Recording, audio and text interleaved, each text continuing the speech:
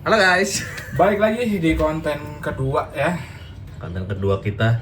Ini kayak bakal seru. Podcast FOMO bersama kita Football Corner. Yo. Gua Felix. Gua Iki. Ya, untuk konten kali ini kita akan membahas beberapa kontroversi yang sudah terjadi. Ini kayaknya bakal seru dan memecah belah banyak pihak ya. Betul. Bahaya nih sebenarnya. Ini untuk kontroversi sampai semifinal ya guys, karena ya kita syutingnya di Sebelum satu final. hari yang sama dengan podcast pertama.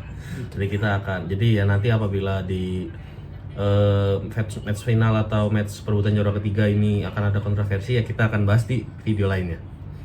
Oke ya, mungkin kita bisa ke kontroversi pertama kali ya. Boleh. Pertama kita bahas ke Argentina lawan Mesir. Tahu sendiri di Mesir kondisi udah unggul 2-0. Terus gol ketiga tiba-tiba ada VAR jauh. Oh, gol kedua dulu. Itu gol kedua tapi dianulir. Oh, gol kedua dulu ya? Iya, gol kedua tapi dianulir. Gol kedua dianulir terus akhirnya tetap gol lagi ya. Akhirnya ngegolin lagi. Ngegolin lagi iya maksudnya. Hmm. Nah, sedangkan waktu Argentina ngegolin itu ada foul juga, tapi nggak di track back, nggak di VAR, akhirnya tetap gol. Menurut lu gimana sih? Itu maksudnya apa ya? Sorry. Itu nanti di Vivi peraturannya terlalu ambigu sih. Jadi banyak standar ganda yang diterapin sama wasitnya. Iya. Yang contoh yang di Mesir ini yang pas golnya dianulir itu ada kejadian yang sama McAllister kalau nggak salah nginjek kaki pemain. Iya. Terus itu lanjut jadi gol tapi nggak dikasih perhitungan untuk di VAR gitu. Ya itu sebenarnya jadi setahu gua di Piala Dunia kali ini tuh FIFA nerapin sistem yang semua pelanggaran itu sebelum wasit kasih final decision, on field decision itu tuh mereka akan masuk ke VAR dulu. Jadi nanti dari wasit VAR yang akan ngasih tahu ke wasit dalam waktu sepersekian beberapa detik itu setelah kejadian, dan nanti wasit akan baru kasih keputusan finalnya seperti apa. Cuma ya yang memang jadi perdebatan kenapa waktu Mesir gol itu udah jauh banget sebenarnya kan. Iya, itu bisa dibilang udah bukan satu sequence nggak sih? Iya. Udah jauh banget. Iya, udah jauh udah banget. berapa meter? Nah, tapi bisa pembelaannya adalah sekarang kan kalau ada pelanggaran seperti itu bisa advantage play dulu kalau masih ada momentumnya kan. Nah, mungkin ya itu karena ada momentum terus lanjut. Cuma hasil akhirnya adalah gol.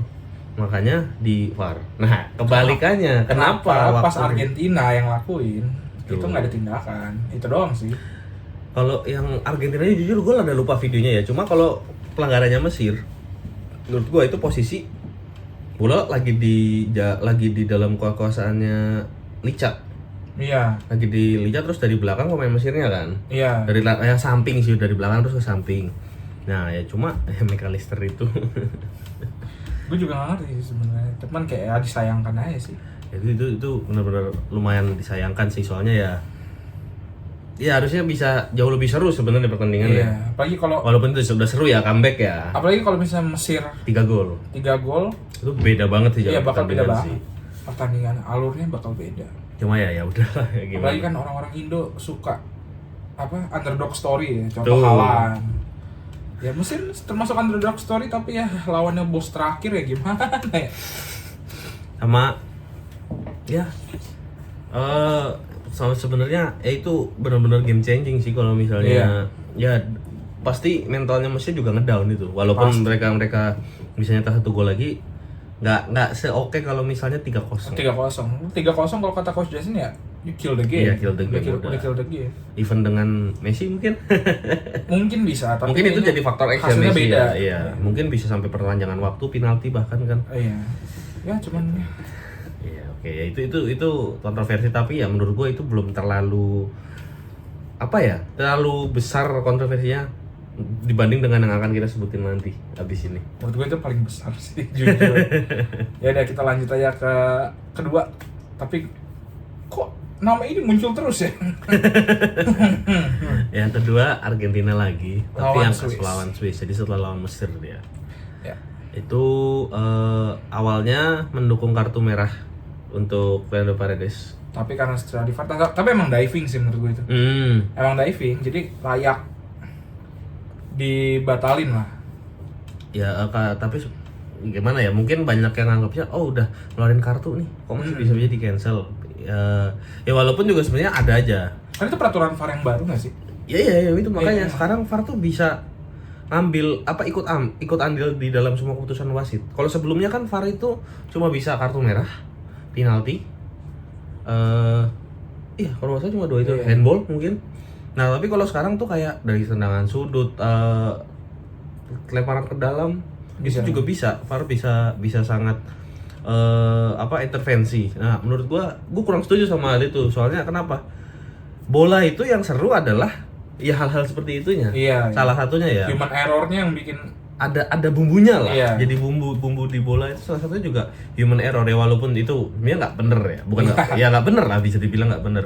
Cuma ya memang serunya bola di situ. Contoh kayak Inggris 2010. Oh iya, yang lawan Jerman semifinal, perempat final ya.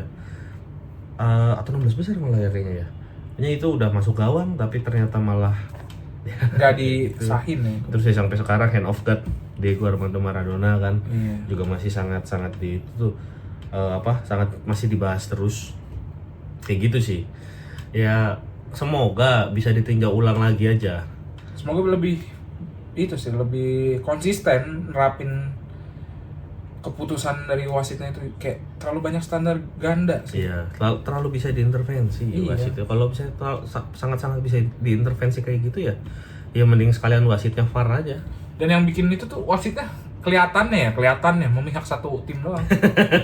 Nah itu udah subjektif tuh. Karena gue sempat lihat fakta dari berapa tim yang main di sini? 48 tim, 47 tim udah kena intervensi VAR. Cuma 1 yang belum. Oh iya benar. Betul siapa? Benar. Ya udah itu doang. Itu doang yang belum pernah kena intervensi VAR. Yang udah kita sebutin beberapa kali ini kan. Kayak nggak make sense aja. Maksudnya kayak standar ganda kelihatan banget mas, jujur. Ya cuma ya gimana ya, ini sekarang juga udah masuk final dia. Iya. Gue nggak ngebayang kalau di final ada apa? Maksudnya kalau di final ada kayak gitu lagi, kontroversi. Kelihatan banget pak, sumpah. Iya. Kelihatan Karena banget. kayak kepengen back to back, Iya. terus Messi dapat 2 kan. Kesebut. Gimana ya? Sebenarnya tapi ada alasannya ya itu, memang standar ganda itu banyak menerapkan peraturan baru di turnamen sekarang. Makanya ya kayak udah gue sebutin lah, halftime bisa dimolorin gitu-gitu, itu kan itu udah melenceng jauh gitu. Iya. Banyak faktornya nanti. Apalagi yang gue nggak setuju tuh kayak di video sebelumnya gue udah sebut hydration break ya. Itu kan kayak ngambil waktu banget. 3 menit rata-rata. Iya bisa. Lu inget Robert Lewandowski bisa 5 gol 9 menit. Ben 3 menit bisa hat-trick bisa. Ya, Jerman lawan Brazil bisa 7-1. 5 gol berapa menit itu Jerman kan? Makanya. Apalagi juga kalau misalnya halftime diperpanjang, posisi halftime itu kan biasanya kan lagi nyusun strategi. Iya. Bilang let's say kayak final 2022 kemarin. Perancis ketinggalan 2-0. Itu gimana lagi menggebu-gebunya banget semangatnya pemain Prancis setelah dapat taktik baru dari pelatih. Tapi karena halftime show-nya terlalu lama, ya sebugar-bugarnya atlet pasti dengan range segitu badan jadi rada dingin dong. Iya, jadi dingin. Itu menurunkan intensitas pertandingan, ngilangin momentum seperti itu. Apalagi kalau misalnya 2-1 tapi 1 golnya itu di ujung babak pertama. Wah, itu kan posisi lagi panas-panasnya banget itu pemain. Iya. Nah, itu yang gue takutkan bikin pertandingan jadi kurang menarik tuh di situ sih. Ya, cuma oke lah. Kita bisa kalau kalian punya pemikiran lain mengenai kontroversi ini, tulis aja di komentar, guys. Bisa kita bahas nanti di video selanjutnya atau bisa kita balas juga, tenang aja. Komen aja di bawah. Langsung saja kita fokus ke ketiga. Ini kurang. Enggak sih. Enggak, ini aneh sih menurut gua. Yang kontroversi Portugal lawan Kroasia yang offside karena terus akhirnya ada sentuhan. Soalnya chipnya itu kan. bolanya tuh kalau ada sentuhan dia ada kayak detak jantung gitu loh. Nah itu tuh benar nggak jelas sih menurut gue. Karena yang lu ingat pertandingan Norway lawan Inggris kan yang kata bolanya kena kabel. Ya. Kok itu bisa nggak Itu kena? malah masuk kan? Iya makanya itu kenapa nggak bisa nggak kena? Ya mungkin itu karena pelanggaran apa namanya ya? Mungkin masuknya force major. Tapi kan secara itu harusnya dihitungnya out dong. Iya. Ya lu kata bola tarkam. Tapi nggak out dong. Iya nggak sih? Iya. Harusnya out kan? Harusnya. Udah out of bounds dong. Iya, iya. Karena udah nyentuh objek di luar lapangan gitu. Kenapa itu nggak ituin? Nggak dibikin Ya. kayak gini juga gitu loh. Kayak aneh aja. Ya. Nggak konsisten nerapin Iya, belum peraturannya. konsisten. Itu yang bikin banyak protes dari pemain, dari fans. Soalnya kelihatan banget. Vivi nggak kelihatan banget. Vivi. Tolong disensor kata-kata itu ya. Vivi itu sangat tidak konsisten untuk menerapkan peraturan-peraturannya di turnamen kali ini. Iya. So ada rumor lagi kan tuh 2030 katanya mau 64 ya. 64 tim itu Indonesia ada kesempatan lolos, guys. nggak, kalau Indonesia nggak lolos 64 tim Keterlaluan sih. Indonesia nggak lolos dengan kayak gini sekarang ya, itu keterlaluan Keterlaluan sih. Soalnya kemarin aja kita udah terbilang kita itu masuk 12 besar Asia. Asia iya. Asia 12 besar kita udah masuk. Dan kalau itu 48, kalau 64 tim sangat possible 12 tim dari Asia. Iya, bisa. Karena kita 48 kan ditambah kuotanya jadi 8 dari Asia. 3. Iya. 3 atau berapa ya? Asia sebelumnya? Asia banyak kan? Tapi nggak 8 kemarin. Sebelumnya itu nggak 8. Kayaknya cuma 5 atau 6. Dari sampai round 3 doang biasanya. Kalau 64 ya berarti akan lebih banyak lagi. Ya kesempatannya Ya. lebih gede lah. Jadi kalau nggak lolos sih menurut gua kebangetan ya Indonesia ya. Timnas maksudnya. Ya, palingnya itu terus juga ini nanti aja. Bentar.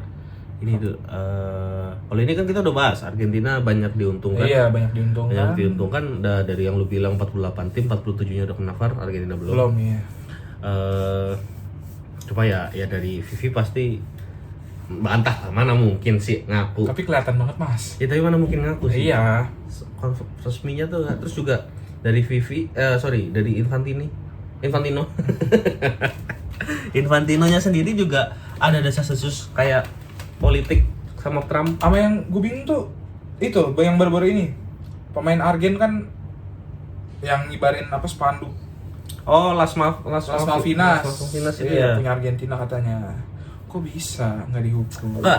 Bukan nggak dihukumnya. Dibilang dihukumnya habis final. Iya, itu. Sedangkan waktu itu kalau nggak salah Korea ya sama Iya, Korea. apa gitu? Korea tuh langsung dapat hukuman. langsung dapat hukuman, nggak boleh main di pertandingan berikutnya. Kenapa ini harus nunggu kelar final? Iya. Double standard. Again. Double standard. Tapi kalau yang masalah penundaan pelanggaran ada yang lebih itu. Yang mana? Balogun. Nih, itu sebelum kejadian itu, gue kayak wah si USA boleh nih mainnya USMNC. Men nasional MNT. USMNT. Men's National Team. Ya. Itu oke mainnya, soalnya mereka kayak atraktif lumayan mainnya, atraktif football. Tapi ya sejak itu hilang respect gue jujur. Ada Tim Howard. Itu udah lama banget. Lama ya, maaf. Mas. Ada itu kan, Landon Donovan. Itu lagi tuh 2 kali tuh. udah lama itu.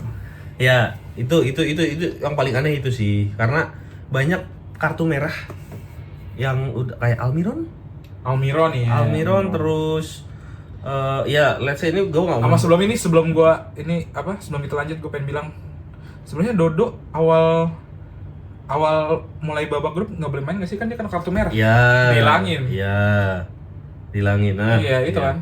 Nah itu kayak terlalu banyak wahnya gitu. Dia banyak banget kontroversinya. Terus juga Balogun nggak tahu ya, kayaknya juga tahu lah, Trump ada aja caranya lah, entah gimana ya sama Gianni Infantino itu. Tapi ya aneh itu, walaupun aneh. akhirnya tetap dibantai Ya, sama Belgia akhirnya di pertandingan Belgia 4-1. lawan USA satu dunia dukung Belgia sih. Iya, itu nggak ada yang dukung USA sih kecuali rakyat Amerika sendiri. Iya. Itu pun juga nggak semuanya pasti. Iya. Sama terus kalau di luar itu mungkin beberapa pertandingan yang kelihatan banget bias kayak Paraguay Prancis. Gue bingung tuh, Paraguay benar-benar nggak ada kena kartu kuning sama sekali. Iya. Sebenarnya nggak usah itu deh, yang baru-baru ini aja. Si bro satu itu lawan Inggris 15 menit pertama ada 7 foul antara dua tim itu. Gak ada yang kartu kuning. Si siapa tuh? Anaknya Simeone. Iya. 4 pelanggaran gak ada kartu kuning sama sekali. Orang bisa 1 pelanggaran, warning. 2 pelanggaran, warning. Ya, 3 kuning. Kuning udah. Ini 4 pelanggaran, gak ada kartu, Pak. Kayak aduh. Ya itu. Enggak, ini kalau pemikir apa mungkin gue ngelihatnya ya dari FIFA tuh masih bingung untuk menerapkan peraturannya. Tentu paling gampang ya, gue nggak mungkin yang nggak main nggak relate dari FC 25 ke FC 26. Lu di FC 25 ibaratnya lu ngambil bola secara kasar dikit aja lu tuh bisa pelanggaran di situ. Tapi di FC 26 lu mau main body, mau langsung ngambil bola dari kayak samping atau belakang, selama belum keras banget itu tuh nggak akan pelanggaran. Nah maksud gua kan FC 26 itu dia kan ngikutin pasti aturannya dari FIFA. Sekarang Apalagi ada mode yang The World's Game-nya yang untuk khusus untuk apa pesta bola dunia ini. Ya itu aja menurut gua udah menggambarkan bagaimana standar gandanya FIFA sih untuk di turnamen ini sekarang ini. Jadi ya let's see aja, maksudnya ke depannya apakah peraturan kayak gitu tetap bakal di aplikasikan terutama untuk di liga-liga. Kalau kayak Liga Inggris, Liga Spanyol, top liga dunia mengaplikasikan ini sih gua nggak ngebayangin jadi nggak seru apa. Jadi monoton sih, man. Iya, jadi apa-apa tuh harus bener-bener sesuai aturan. Kayak betul, aturan harus ditegakkan. Cuma bumbunya bola tuh nggak di situ gitu. Bumbunya bola tuh justru di kontroversinya. Ya walaupun ini sebenarnya juga kontroversi ya. Tapi kan kontroversinya kayak kita mengkritik, sedangkan kalau sebelum ada VAR dan Vivi. Maaf banyak sensornya ini ya, Mas Bet. Cuma kalau ya itu sekarang kita mengomentarinya itu Vivi dia nggak menegakkan aturannya standar ganda. Sedangkan dulu kita itu kontroversinya adalah gamenya, timnya harusnya gol kayak gini ya itu serunya sebenarnya yang masih banyak dibahas sampai sekarang. Kontroversinya itu kan kayak gitu. Kalau sekarang ya mau gimana, semuanya dijawab sama Vivi by data, iya kan. Jadi ya itulah kurang serunya menurut gue. Jujur ya, pesta bola dunia kali ini boring sih buat gue. Beberapa pertandingan iya.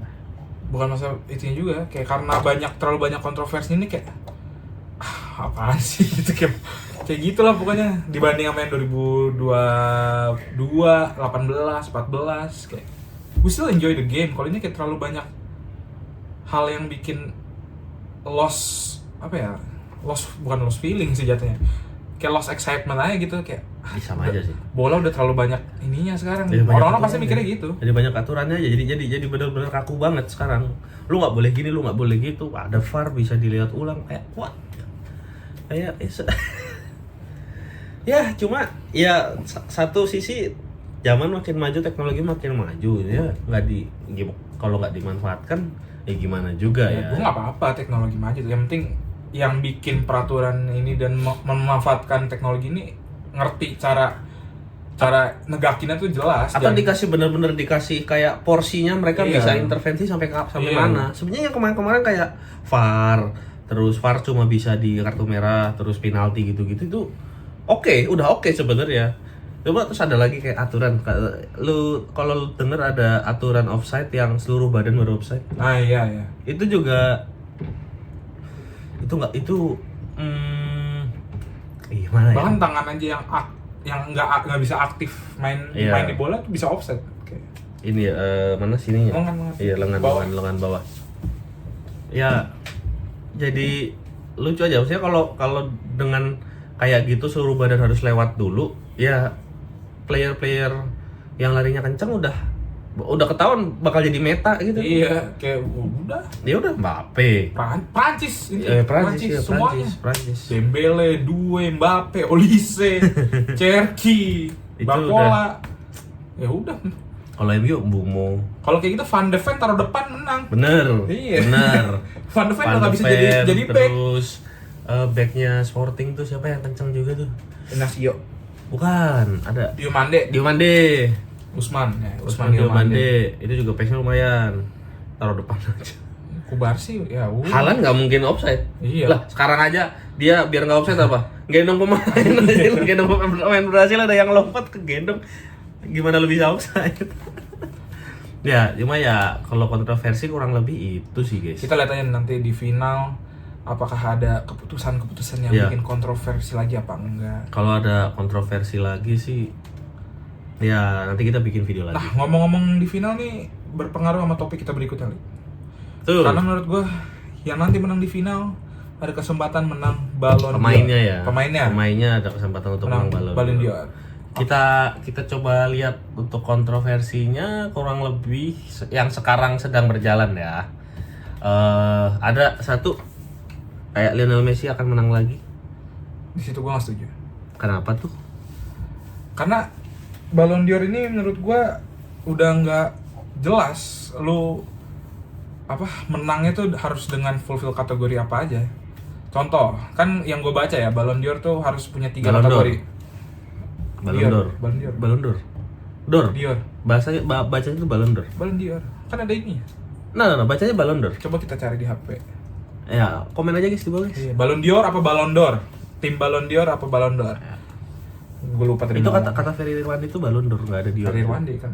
Coach Justin bilangnya Ballon d'Or. Oh iya. Iya. Ya udah. Ayo terus. Ya, Ballon d'Or nih punya 3 kategori ya. Yang satu itu individual, prestasi individual. Yang kedua prestasi tim. Yang ketiga itu fair play. Messi, prestasi tim cuma bisa itu dari Argentina. Kalau misalnya menang. Ya. Kalau misalnya enggak, MLS dia nggak bisa pakai karena baru setengah musim. Betul. Iya dong. Terus Terus secara fair play ini subjektif. Ya. Lu lihat aja Argentina mainnya gimana. Gerasa kerusuk, nggak ada fair play-nya menurut gua. Ya kan? Sedangkan ya Lamine Yamal oke lah. Dia GA-nya juga lumayan impresif ya musim ini ya. GA-nya Lamine Yamal. Kalau Spanyol bisa juara terlepas dia nggak bikin gol atau apa, dia dribblesnya paling banyak di tim. Ya kan? Passingnya juga lumayan banyak lah passingnya. Oke. Harry Kane, Pak. Harry Kane nih menurut gua harusnya dia kandidat paling kuat. Kenapa? Dia musim ini 70 GA, Pak. Oh iya. Udah pasti menang Golden Boot-nya La Liga dong. La Liga, sorry. Bundesliga. Udah pasti. Individual udah. Munchen juara Ya. Bundesliga. Ya. Tim udah. Tapi kalau Inggris semifinal. Ini tergantung dia dapat medali apa enggak nih lawan France nanti kan. Ya.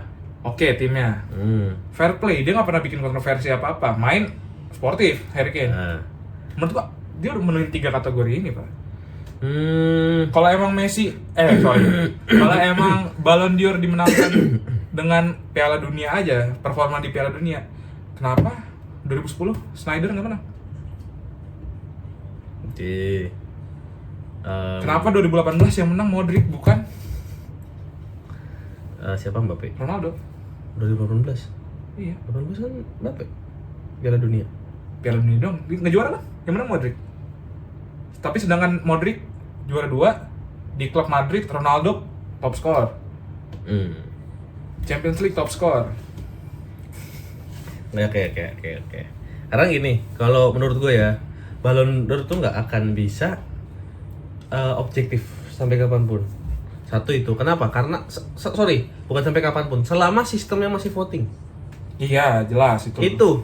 Jadi ya sekarang gini, misalnya ada 100 mungkin 100 ya yang vote ya. 100 orang voting di tempatnya itu kan. Dari 60-nya bias ke Messi. Itu dia, makanya gue juga nganggapnya sekarang Ballon d'Or tuh udah nggak valid. Iya. Karena pemain terbaik dunia masa berdasarkan voting jurnalis itu loh. Sedangkan secara statistik sama data udah jelas ada yang lebih layak.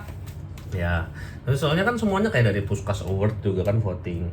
Iya. Iya kan. Nah, gimana ya? Kalau ngomonginnya data, Messi tuh bisa dibilang layak nggak layak? Karena kalau dibilang layak, gue ngeliat dari faktor umur dan faktor liga. Kenapa? dia main di Liga MLS, di Liga Amerika. Kan yang ibaratnya intensitasnya, tantangannya nggak segede sama Eropa jelas. Kalau masalah di liganya dia perform, itu udah merem dah. Emang skillnya dia di atas itu. Tapi dengan dia yang udah terbiasa main di MLS, ya, udah terbiasa main di MLS yang ya jauh, yang kita udah bilang levelnya jauh di bawah liga-liga Eropa, dia masih bisa perform sebegitu bagusnya di World Cup. Iya. Tapi satu turnamen doang. Ya, nah itu, gue sorry ya, guys, kalau misalnya kalian pada tahu masalah ada namanya mungkin value dari satu piala, satu gelar, koefisiennya boleh di share ke kita juga. Misalnya World Cup ya, turnamen 4 tahunan sekali seluruh dunia, pasti tuh punya nilai value yang gede. Oke. Itu ya. Iya. Nah, itu satu, kenapa dia bisa masuk kandidat. Ini ngomongin kenapa dia bisa masuk kandidat ya. Kalau masalah layaknya nggak layak, gue nggak mau ngomongin karena kenapa bisa kepilihnya apa enggak, gue nggak mau terlalu ngomongin itu karena balik lagi itu voting, ya kan. Nah, cuma dia bisa layak masuk, salah satunya adalah itu. Nah, kenapa Ronaldo nggak masuk? Salah satu kandidat. Jadi dia main di Liga Saudi dan dia juga akhirnya setelah waktu dia main di kompetisi Piala Dunia kayak gini yang world class ya levelnya ya fair enough to say bahwa dia nggak perform gitu di kalau Ronaldo gue setuju, dia nggak layak masuk Ballon d'Or. Iya, karena dia nggak perform. Iya. Nah, Messi usia segitu main di Amerika, ketemu tim-tim di luar, dia bisa ketemu Cape Verde, terus ketemu di grup siapa ketemunya? Grup Aljazair sama Austria. Ya di luar itu dia bisa buktiin gitu loh. Golnya permainannya Argentina itu dari dia. Tapi pertanyaan gua, Ballon d'Or itu dinilai dari aja apa satu musim? Itu balik lagi gini. Kalau masalah dinilai untuk apa? Untuk kelayakannya. Dapat Ballon d'Or itu dinilai dari satu turnamen apa satu musim memang panjang. Nah, kalau satu turnamen aja tergantung. Kalau menurut gue sangat mungkin ada penilaian situ dan bobotnya termasuk besar. Dan gini Ki, sekarang Messi seperform itu di ya kan. Bayangin kalau nggak masukin itu ke Messi ke Ballon d'Or, akan lebih besar lagi pasti. Enggak, Messi layak masuk list Ballon d'Or, tapi untuk memenangkan. Gue nggak setuju. Itu dua hal yang berbeda menurut gue. Gue ngomongin kelayakan, masuk list itu sangat layak. Tapi untuk masalah menangnya, balik lagi itu voting. Kan ini pertanyaan layak menang apa enggak? Oh, ini kelayakan menang. Iya, kelayakan menang.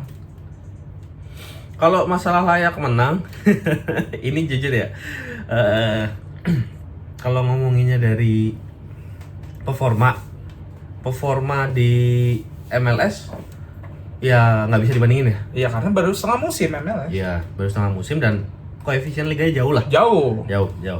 Cuma kalau ngelihat ya turnamen paling besar di tahun ini itu kan itu pasti akan jadi nilai plus. Ya, oke. Messi nilai plus di Kane. Bundesliga. Di top 5 liga di dunia. Koefisiennya tinggi dong, jelas. Champions League. Koefisiennya tinggi dong. Dia juga perform. Nah, gue keselnya banyak fans Argentina ini underplay Harry Kane. Ya. Kenapa? Karena dibilang Harry Kane di semifinal nggak ada shot on target atau apa. Karena kalau lu lihat di semifinal kemarin, gol pertama Inggris karena Harry Kane. Dia track back jauh banget kan.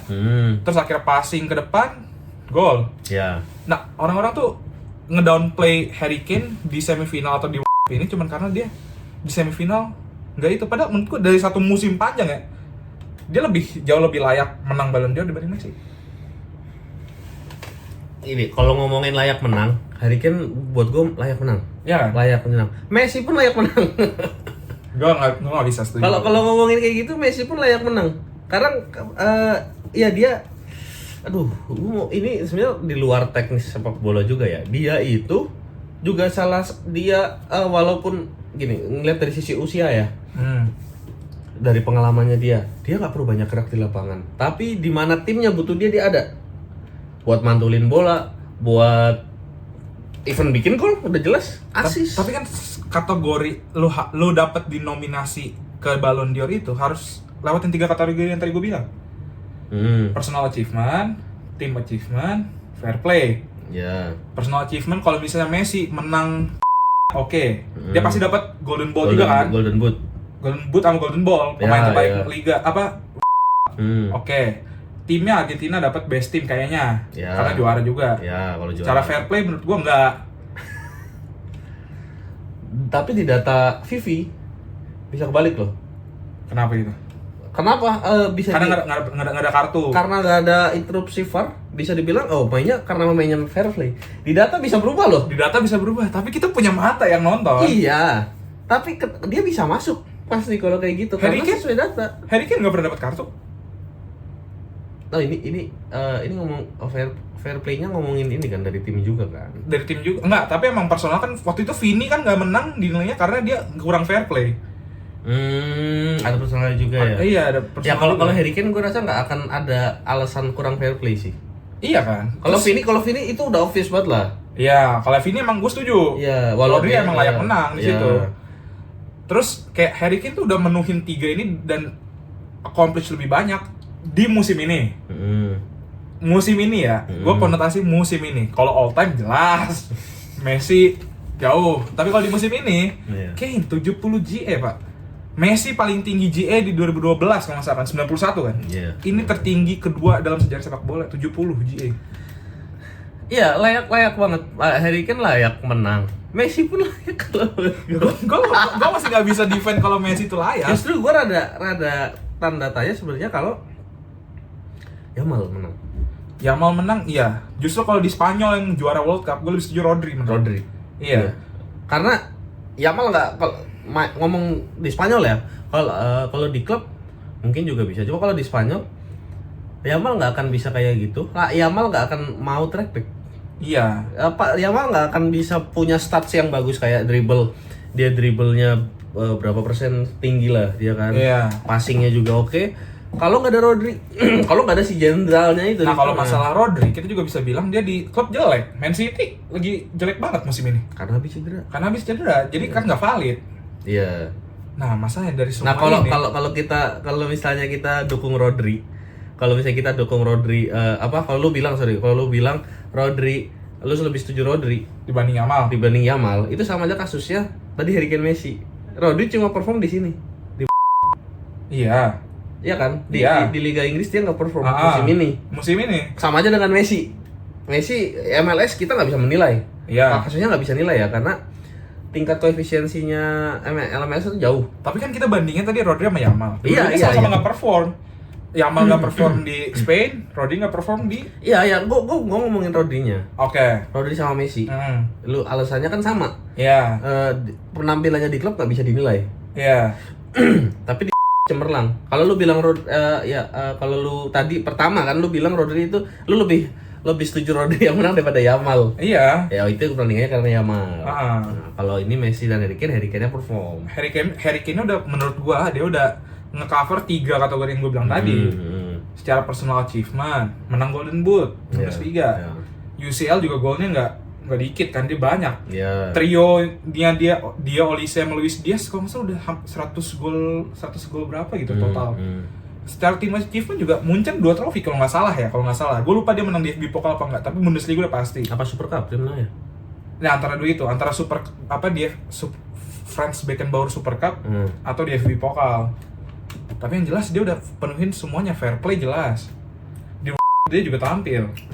Ya. Sama kayak Haaland lah. Haaland 2023 mecahin rekor Premier League. Iya, hat-trick tercepat. 36 kan? 36 gol, hat-trick tercepat juga. Treble. Kok bisa nggak menang?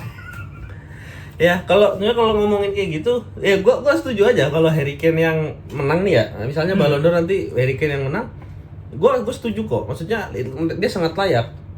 Haaland juga layak waktu itu. Iya. 2003. Ya tinggal masalahnya adalah Ballon d'Or itu voting. Itu dia makanya. Itu. Kecuali dibikin kayak Puskas. Votingnya satu dunia ya. Itu jelas tuh. Maksudnya ya tapi nggak juga sih. Itu bisa banyak yang bias. banyak banget. Tapi kesempatan untuk fair-nya tuh Juga banyak, lebih soalnya gede. banyak orang yang juga Dukung, open minded. Iya. Ya cuma ya let's see lah, maksudnya kayak dari beberapa pengalaman Messi dan Ronaldo juga berapa kali ya, 2 kali Apa? Ballon d'Or, maksudnya yang kontroversi. Iya, yang waktu dia menang di 2013 kalau saya yang Frank Ribery harusnya menang ya. Iya. Gue juga setuju Frank Ribery menang sih. Nah ya itu kita nggak bisa kata banyak sih sampai 2019 tradisinya diubah. Sistemnya diubah. sistemnya diubah, iya. Apa kayak mungkin pakai sekarang gini kayak bisa bikin analisis. Vivi bisa bikin analisis siapa yang juara gitu-gitu kan. Ya, bikinlah analisis untuk Ballon d'Or ini supaya jauh lebih fair menurutku. Jadi pure dari data. Iya. Itu sebenarnya paling bagus adalah pemilihan Ballon d'Or dari data. Nah itu yang gue bingung sekarang, masalah pertandingan yang seharusnya kita bisa nikmatin kontroversinya, bacot-bacotannya lah, masalah itu curang segala macam, malah dibikin sangat saklek sama data, sama teknologi. Nah sedangkan yang penghargaan ini yang seharusnya memang full by data, malah ujung tombaknya itu orang. Iya. Balik masuk listnya, masuk list Ballon d'Or-nya. Oke, itu by data. Iya kan, kayak 3 faktor itu yang ada berapa puluh orang itu kan yang masuk di Ballon d'Or. Tapi kenapa malah ujungnya orang yang milih? Ya ujungnya sama aja bias gitu loh. Mending masukin aja setiap tahun selama Messi sama Ronaldo masih main, masukin aja setiap tahun Messi Ronaldo. Nih jangan salah paham ya, maksud gua Messi di World Cup ini bagus banget. Iya. Bagus banget. Iya paham. Iya paham. Tapi kalau dilihat secara kelayakan sama fairness ya, Messi nggak bisa dinilai karena Liga baru setengah musim. Terus pertama, ya lu lihatlah Argentina mainnya gimana. Gue bukan yang nge-hate Messi ya, tapi emang lu lihat sendiri Argentina mainnya gimana.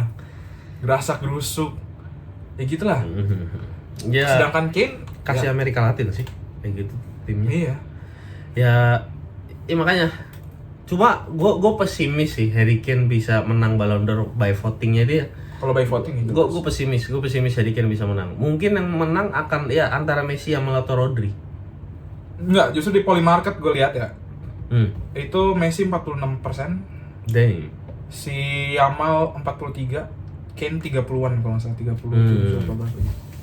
Iya. Ya, maksudnya bandingin Messi dengan Harry Kane untuk masalah voting, gue masih kayak sangat percaya Messi akan menang. By voting ya. Ini sekali lagi ngomong by voting ya karena Ballon d'Or voting kan. Gue masih sangat percaya Messi dengan mudah akan menang kalau voting. Itu yang nggak bisa gue terima. Bukannya gue pembela Harry Kane ya, tapi maksudnya iya. Kalau secara adil mah ya udah. Yang gue ini bakal kontroversial juga sih kayaknya. Kayak Messi tuh udah jago. Lu nggak butuh dibantu lagi gitu buat menang, ngerti gak sih? Ya lu udah jago. Nggak perlu dibiasin lagi loh. Kalau emang lu jago, orang-orang bakal tahu lu jago. Ini maksudnya biasanya keterlaluan, Pak. Ya itulah. Soalnya ya Messi sama Ronaldo kan bener-bener anomali. Iya. Neymar aja. Itu mereka berdua emang udah beda level. Ya Neymar aja ibaratnya Neymar terus siapa? Hazard maybe. Ozil gila sih. Hazard gila. Ozil juga. Udah ibaratnya levelnya bukan levelnya. Gimana mereka main itu sebenarnya udah di atas rata-rata pemain lain juga. Tapi kenapa mereka nggak bisa dibilang good? Karena mereka lahirnya di generasinya Messi dan Ronaldo. Ibaratnya Messi Ronaldo di sini, mereka masih kayak 2 steps behind. Iya ya, Maradona, Pele mungkin kejauhan. Maradona ada Zico putih. Rivaldo? White apa namanya? White Pele. Iya, White Pele. Rivaldo juga. Terus juga masih banyak pemain lain kayak Deco. Ya, terus ini dari Eropa tuh Inggris masih ada siapa? Cantona Itali dong. Enggak ada Cantona Itali nggak sih? Dari Cantona Itali sampai telit. Nah, maksudnya ya zaman-zaman itu kan masih ada ya Cantona. Terus ada siapa? 90-an tuh. Maldini. Bahkan sampai Nedved. Ada Nedved. Zidane. Ian Kohler. Ya, itu udah kesini-sini sih sebenarnya. Yang lu udah kejauhan sih mas. sorry. Ya, itulah Batistuta. Reus. Ya. Jangan salah, Reus jago pak. Iya. Nggak salah. Maksudnya dia kan lahirnya di dia munculnya di zamannya Ronaldo Messi. Ketutupan. Iya, seorang Neymar. Satu-satunya orang yang pernah masuk cover game ya. Reus selain Ronaldo Messi 2017 covernya Reus. Jadi itu Reus go, Ya. my god. Even sekarang Messi sama Ronaldo udah ibaratnya udah kemana-mana ya, udah di liga yang antah berantah. Kayak ada Haaland, ada Mbappe, itu pun juga nggak se-hype Messi Ronaldo loh. Iya. Tapi menurut gua emang udah waktunya sebenarnya Ballon d'Or tuh diisinya sama orang baru. Orang baru ya. Iya. Haaland, Mbappe tuh sebenarnya Mbappe musim ini kurang sih. Musim kemarin Tapi tuh kurang. Mbappe masih 40 plus gol loh musim ini. Walaupun dia nggak menang trofi ya, tapi secara individual dia dapat Golden Boot La Liga kalau Ya nggak cuma Mbappe kalau mau dibilang dia dapat Ballon d'Or lebih oke di musim lalu. Enggak, musim lalu no trofi juga. Musim lalu dia musim lalu Madrid malah banyak ini ya. Nggak ada trofi. Banyak. Nah, iya musim ya. Mbappe paling mendekat. tahun pertama saya tahun pertama. Mbappe paling mendekati 2022. Masih di PSG. Masih di PSG. Iya. Dan di mana dia hat-trick di final World Cup, siapa yang bisa kayak gitu? Iya benar. Hat-trick di final World Cup, men. Ya. Jadi ya sebenarnya kalau balik guys, ini mungkin buat penutup aja. Kalau buat Ballon d'Or dari kita, dari gua, ini nanti Iki juga akan ngasih pendapatnya sendiri. Dari gua, Ballon d'Or itu yang perlu diubah adalah sistemnya. Betul. Gue setuju banget. Untuk masalah kelayakan masuknya, kita oke dengan itu. Maksudnya ya Messi bisa masuk, Harry Kane bisa masuk, Yamal masuk, sangat layak memang untuk masuk nominasi. Nominasi. Nah, cuma untuk eksekusi akhirnya, tolonglah itu juga kasih pakai data aja. Iya. Pakai data. Jadi mungkin kayak untuk nominasi, untuk masuk nominasi itu kelayakannya diturunin. Jadi mungkin nominasinya dibikin sebulan sebelumnya atau 2 bulan sebelumnya. Nah, nanti dalam 2 bulan setelahnya sampai hari H penentuan pemenang itu juga dilihat tuh performanya mereka gimana untuk menjadi faktor pembeda. Dan selama 2 bulan nggak boleh nggak ada pemain lain yang masuk, karena kan kalau 2 bulan sebelumnya berarti kan udah sekitaran bulan September, udah Oktober kan, September Oktober itu menurut gua udah nggak usah ada pemain lain lagi yang masuk, karena pemain yang bisa masuk ke nominasi Ballon d'Or itu adalah pemain yang konsisten berarti dari awal musim, dari awal tahun ya. Tinggal nanti waktu penentuannya ya tinggal dijelasin aja, maksudnya by data ini bagaimana, kenapa bisa ada yang menang kayak gitu. Cuma ya udah itu sih. Jadi kita untuk sekarang kita mau komen seperti apapun, kalau yang voting masih bias ke satu sosok, satu orang atau satu pemain, akhirnya kan gitu-gitu aja. Iya, udah. Tetap akan ada kontroversi terus tiap tahun sih. Dan pasti orang-orang banyak yang ngerasa udah nggak valid Ballon d'Or. Iya. Nggak valid. Ya cuma buat aksesoris aja Iya. gitu. Kalau dari lu gimana Ki? Gue setuju sama yang lu bilang tadi, cuman kayaknya emang justru kita kalau emang mau lebih itu ya, kayaknya perlu pikir-pikir lagi sih yang voting siapa aja. Iya, itu benar banget Iya. sih, itu benar banget sih. Kayak harus di filter lagi menurut gue. Harus menurut yang kredibilitasnya udah tinggi udah Iya. udah benar-benar, Dan of course netral. atau bahkan pelatih mungkin jangan jurnalis. Pelatih mungkin bisa lebih bias ke itu sih. Pelatih bias ke timnya. Kalau misalnya Iya timnya sih. masuk nominasi. Cuman ya sebenarnya paling benar jurnalis ya udah oke, tapi cuman siapa jurnalisnya itu yang voting itu yang lebih di filter lah menurut gue. Atau mungkin jurnalisnya jangan ada dari yang masuk nominasi. Susah pak, kalau gitu pak, susah. Iya, cari ya kan banyak Ya, negara pasti ada, di dunia. ada caranya Pasti sih, ada tapi dong. ya itu boleh, tapi emang susah kalau kayak Biar nggak bias gitu. Ya, cuma ya paling ya menurut kalian gimana? Maksudnya kalian ada setuju nggak sama pendapat ya kita? satu setuju atau enggak, dan kalian ada pemikiran apa mungkin beda dari kita Kalau kalau ada argumen boleh. iya taruh di atau menurut kalian Ballon d'Or sekarang udah oke banget nih. Nah, itu. Karena yang nilai jurnalisnya bener-bener ngerti bola, paham bola, kayak gitu juga nggak apa-apa. Komen aja. Jadi mungkin bisa jadi pembahasan kita juga nextnya. Terus ya paling itu Kalau dari kita tadi masalah kontroversi, masalah Ballon d'Or juga, kontroversi kontroversi Pesta Bola Gembira sama kontroversi Ballon d'Or itu ya itu dari kita kurang lebih seperti itu. Please komen pemikiran kalian kayak gimana dan subscribe juga ke kita guys. Jangan lupa follow TikTok kita juga, ada di link di deskripsi. itu dia. Ya. Jadi ya. Dadah. Bye bye. I still hear your voice at night, make me feel alright. Jump right back into my heart.